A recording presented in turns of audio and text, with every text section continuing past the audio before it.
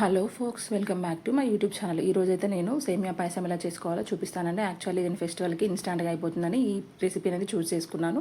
ఒక బౌల్లో నేను 2.5 లీటర్ మిల్క్ తీసుకున్నాను. అలాగే డ్రై ఫ్రూట్స్ తీసుకున్నాను. డ్రై ఫ్రూట్స్ కొంచెం కట్ చేసి పెట్టుకున్నానండి. ఇంకొక బౌల్ ప్యాన్లో ఏం చేశానంటే నెయ్యి వేసేసి అందులో డ్రై ఫ్రూట్స్ అనేది కొంచెం రెడ్ కలర్ రెడిష్ వచ్చే వరకు వేయించుకున్నాను. ఇలా వేయించుకున్న తర్వాత దాన్ని పక్కన పెట్టేసుకొని అదే బౌల్ ప్యాన్లో సేమియా అనేది నేను యాడ్ చేశాను. మంచిగా దాన్ని దూరగా వచ్చే వరకు రోస్ట్ చేశాను. పక్కన అయితే మనకు పాలనే కొంచెం లైట్గా మరిగిపోతున్నాయి కదండి. ఆ మరుగుతున్న పాలలో ఈ సేమియా అనేది యాడ్ చేసుకోవాలి. చేసేటప్పుడు కొంచెం కలుపుతూ తిప్పాలండి. ఇలా తిప్పిన తర్వాత అది గట్టిగా దగ్గరికి పడుతుంది.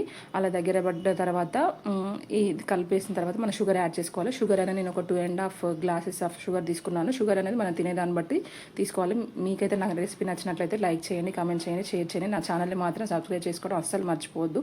ఇలాంటి వీడియోస్ మీకు ఇంకా పోస్ట్ చేస్తూనే ఉంటాను. ఇలా చేసిన తర్వాత మనకు అందులో నెయ్యి ఫ్లేవర్ కాబట్టి చాలా బాగా వస్తుంది. అండ్ ఫైనల్గా నేను డ్రై ఫ్రూట్స్ అనేది యాడ్ చేసుకున్నాను. నేను ఎప్పుడు సేమియా నార్మల్గా తింటాను, కానీ ఇలా అయితే చాలా చాలా బాగుంటుంది. Thank you so much for watching my video.